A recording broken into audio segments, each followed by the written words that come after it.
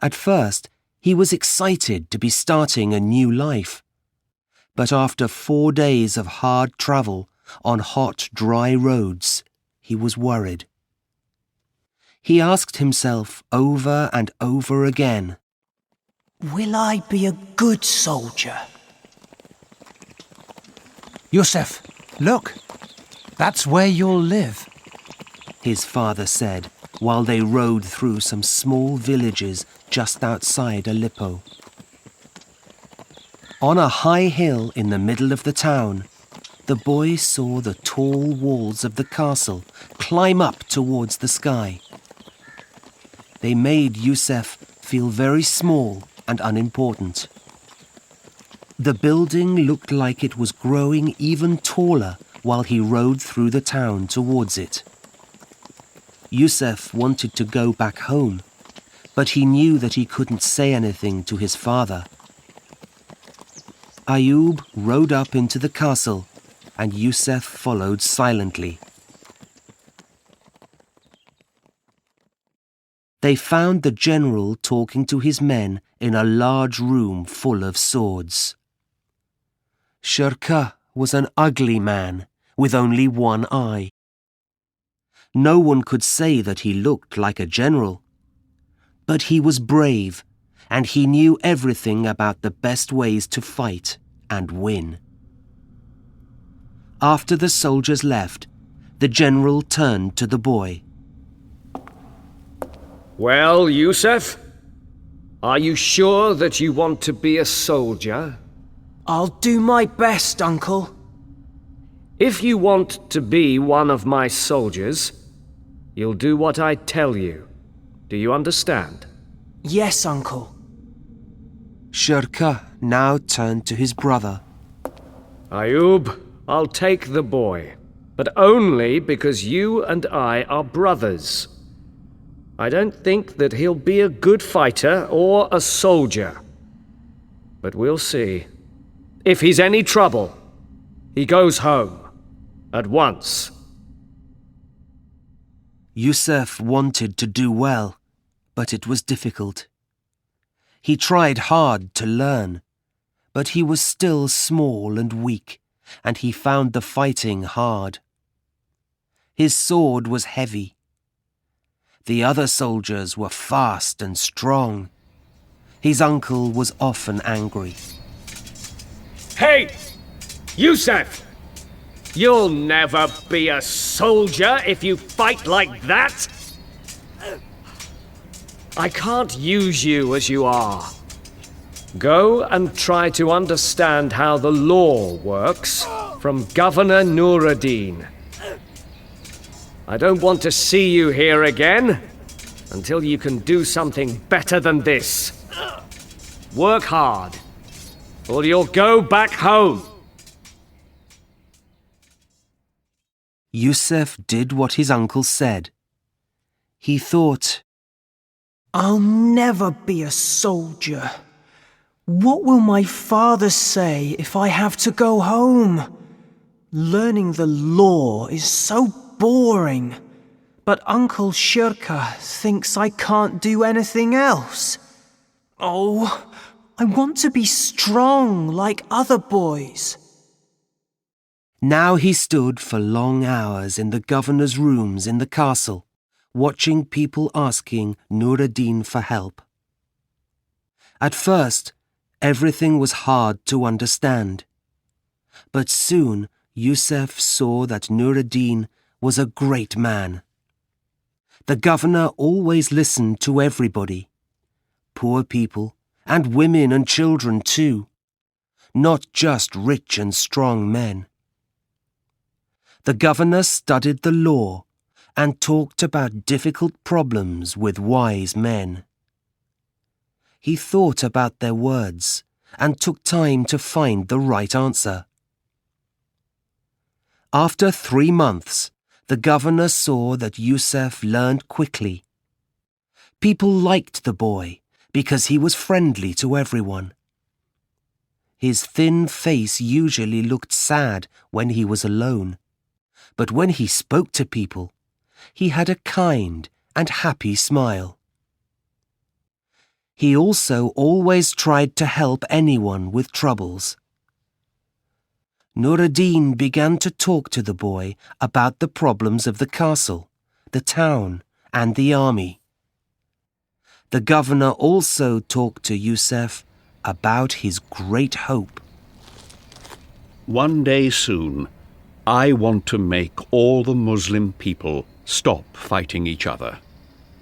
We must work together to take Jerusalem back from the Franks. Palestine isn't their land after all. Nothing is more important than this, and we must all fight to make it happen. Now Yusuf wanted to fight the Franks too. It was wrong that they held the holy places. He also understood that Franks sometimes made friends with some Muslims, and together they fought against other Muslims and took their houses, land, and animals. Nothing was safe. It was also very hard for Muslims to go on pilgrimage to the holy city of Mecca. The road was too dangerous because of all the Frankish castles near it. I must get into Nur ad-Din's army. But how can I do it when Uncle Shirka thinks that I'm too weak? I'll have to learn clever ways to win against stronger men. I know that the Franks are good fighters. Their horses are bigger, their soldiers wear a lot of armour, and they have many castles. But I know that we'll win if we work together and make good plans. From that day, he borrowed a horse and learned to use his sword day and night when he wasn't working for Nur ad-Din. He wanted to show his uncle that he wasn't just a good student of law, but also a real soldier. One day, Nur ad-Din asked Yusuf to play polo with him. The boy ran to find a horse. He was so excited, and he forgot about everything: his uncle, the law, and even fighting the Franks. They played inside the castle walls. Everyone watched Yusuf and his horse following the ball closely, without a mistake. Polo was like a battle, fast and dangerous.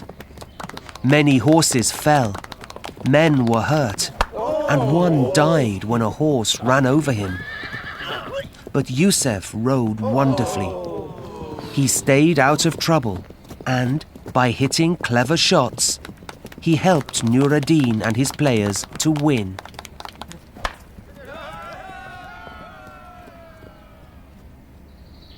How can you play polo so well? The governor asked the boy. I learned it in Damascus, sir. I have a wonderful horse there. My father says that he'll send him to me when General Shirka says that I can fight with the army.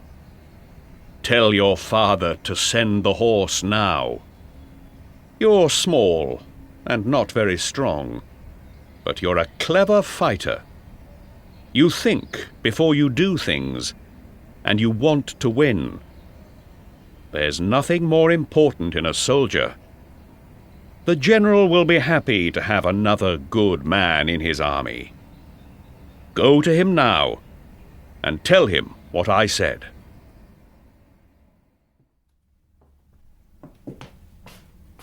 The general looked up when he heard the news.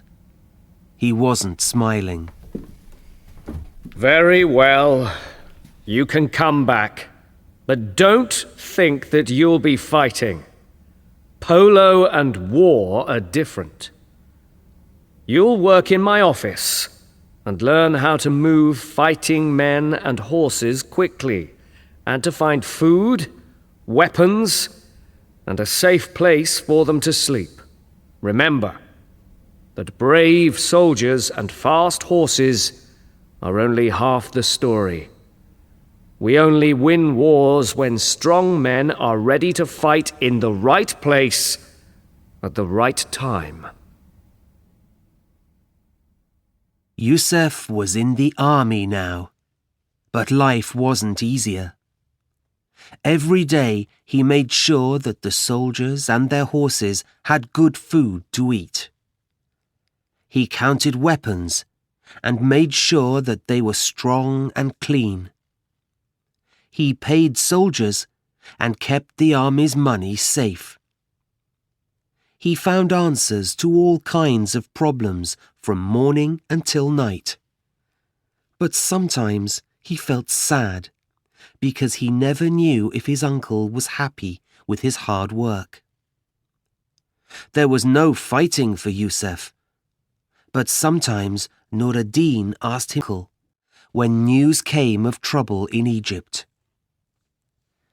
Vizier Shawar wanted Nur ad-Din's help to keep the country out of the hands of his enemies. He promised to give a lot of money to the Syrians to make them come, but it was only when Amalric, the Frankish king of Jerusalem, decided to move into Egypt that Nur ad-Din began to think about sending his army. The Franks mustn't get to Cairo and use the money that they find there to make their armies in the Holy Land stronger, he said. Yusuf worked hard for months to get the soldiers ready for the long journey to Egypt. There was a lot to do, and General Shirkuh was always busy. He spoke to Yusuf only to give him more work and more difficult problems to put right. The young man worried that he couldn't go on the campaign, but he worked as hard as possible to make ready all that the army needed. The days went by, and still Yusuf heard nothing about going. He knew that the army was leaving in less than a week. My uncle will leave me behind, and I'll spend the rest of my life counting swords and paying soldiers, he thought sadly.